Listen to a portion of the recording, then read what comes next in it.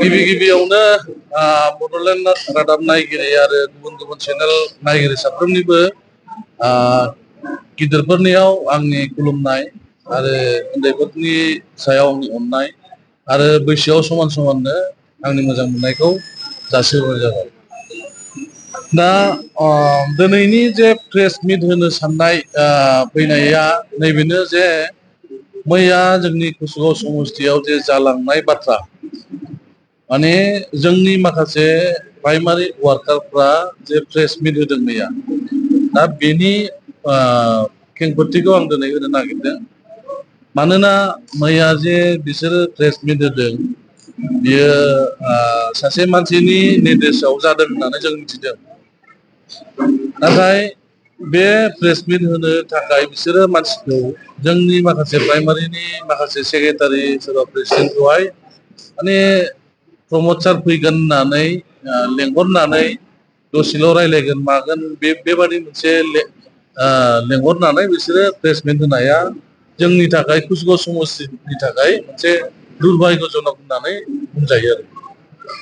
दा मानो होनोब्ला माने बिसोरो मुंबो मिथिया माखासे मानसिफ्रा, माने चिफ सार फैगोन नालाय पार्टिनि जे चिफ सार फैगोन बिनि थाखाय बिसोरो फैदों आरो फैनानै जे बिसोरो प्रेस मिट होदों।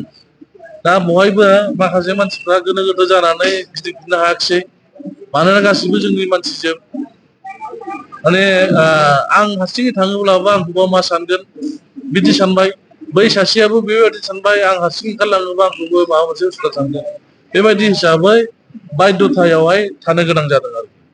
दा जोंहा बे हिसाबैनो दिनैहाय प्रेस मिट होनो गोनां बायध' जादों आरो जोंनिनो नै थान्दा बाजार प्राइमारिनि सासे सेक्रेटारि बिथाङाबो नुजाफैदों, बिनि खुगानिफ्रायबो नोंथांमोना दा मिथिनो मोनगोन बोरै बोरै जाया घटनाया।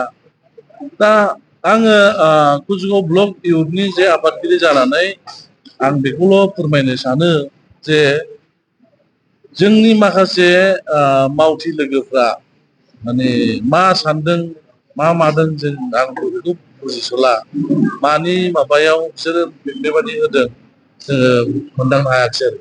खिन्थु आंहा मोनसे फोथायनाय दं जे दिनै बा गाबोननि गेजेराव जुदि जोंनि कुसुगाव समस्तिनि टिकेटआ माने डिक्लेयारा जुदि क्लियार जायोब्ला बिसोरखौबो आङो फैफिनगोन होननानै आंहा मोनसे जिउ बिसास फोथायनाय मोनसे दं आरो।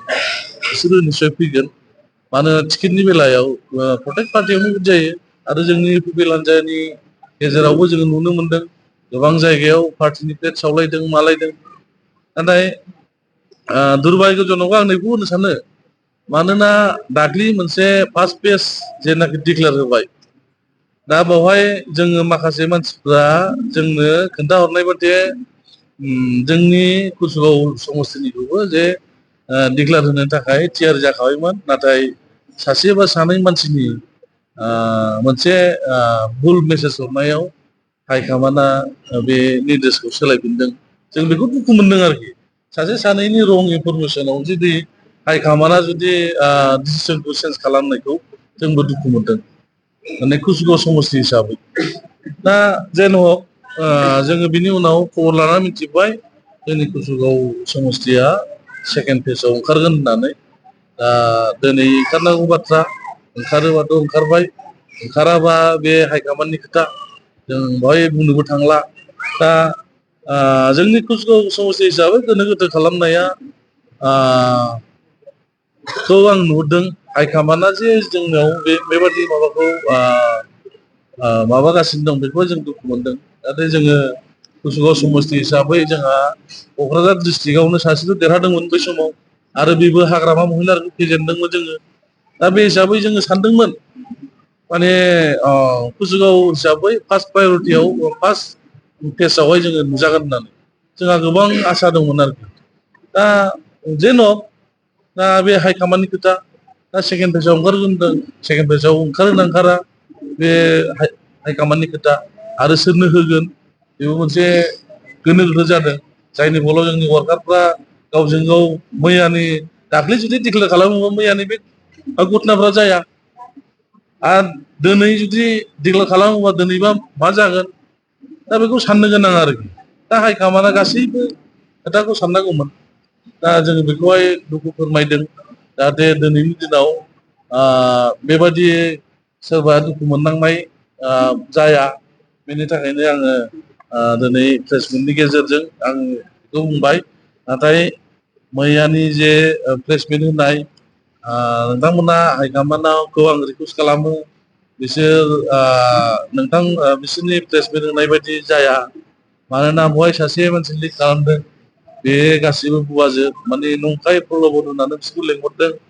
आरो बे समर नार्जारि होननाय सासे बिथाङा दाख्लिनिफ्रायनो मथा मथि बुंनो थाङोब्ला सरकार दाजेननायनिफ्राय बियो गावनि चेयारमेनजों माने थाखानि माबा माबि प्राइमारि हिसाबै पार्सेन्ट बिलाबायना मोनैनि एकदम माने प्राइमारिखौ गुलुं गुलुं खालामखानाय मानसि। दा बेफोरबायदि मानसिया दिनै लास्टाव नुजाहैबाय आरो बियो खेबथाम खेबब्रैसै रबिरामजों रायज्लायनाया। रबिरामजों रायज्लायनानै बे फाइनाल जाखाबाय। फाइनाल जानायाव बियो फैसाबो लाबाय होननाय खोनादों। ओमफ्राय रबिरामा बुंदों जाहैबाय नोङो दानो फैथ'नो नाङा। नोङो टिकेट होजासे थानानै इउपिपिएलखौ गुलुं गुलुं खालामना फै। बेबायदि होननाय जोङो खोनानो मोनदों। बिबारा बाराबाथ' गन्द'आ उराया नोंखौ निस्सय नंजोबाबाबो नंगौ बेयो। आरो बे निखुद आंनोनो फन हरना बुंनाय आङो मथा मथि बाव गैला फंबाय आङो बिजेपि आवबो थाङा आङो जोंनिनो आनसलिक दलाव बेयावनो थागोन बेबायदि खोथा बुंहरनाय खोनायो आरोखि एकदम फनावनो पाइपआव। मैयानि जानाखि सरासनस्रा जानाय बेफोरो रबिरामनि थुनायावसो जादों होनना बुंनो सानो नामा? दा बुंनो थाङोबाथ' रबिरामानो बै समर नार्जारिखौ बुंबाय नालाय रबिरामनि बुंनायावनो जादों जानो हागौ। आरो दंबावो जोंनाव माखासे मानसि टिकेट लुबैनाय आं बिसोरखौ जेबो बुंनो थांला। दा नोङो प्रटेक इलेक्सनाव बा नोङो टिकेटनि बेलायाव बेबायदिया लुबैनाय थाखायो। आंबो सासे आंबो मोनोबा लुबैयो नङा होमबा? सोरबायाबो बिदिनो लुबैनानै माने गावबागाव सार्थनि थाखाय गावबागाव पार्सनेल बेनिफिटनि थाखाय टिकेट मोनाब्लाबो माने ना मोनाब्लाबो दैखौ गेन्दा खालामलांगोन होननाय मोनसे दङना। बेबायदि मोनसे धरननि मानसि थायो। दा बेनिखायनो हाइकमान्डआ बे प्रेस मिट टेस्ट मिट होनायफोरखौ जेबो गोनो गोथो जानो नाङा। जायखौ जोङो हास्थायदों बेनो टिकेटखौ होनांगौ। जोंथ' दा जोंना देरहानायखौ नांगौ नालाय जोंथ' रावबो जेननायनि थाखाय खामानि मावाना देरहानांगौब्ला जोंहा उकिल मुसाहारि मानोना बे माइन'रिटि भटखौ लानांगौबा उकिल मुसाहारिनि सारा जोंनि कुसुगाव समस्तियाव थानाय माइन'रिटि भटखौ रावबो मोननो हाया। हाजार बे सनाजों दुगैना फैदों रुपाजों माना फैदों माइन'रिटि भटखौ मोननांगौबा उकिल मुसाहारिनि सारा रावबो मोननो हाया। बे एकदम खाथां आङो मिथिगौ हरनि 12ता 1ता 2तासिम जोङो माइन'रिटि एरियायाव गेलेयो गिदिंहैयो गावसोरनो इनभाइट खालामो। दा बेनिखायनो आंहा दृढ़ बिसास माइन'रिटि भटखौ मोननांगौब्ला उकिल मुसाहारि सार नङाबा रावबो गैया।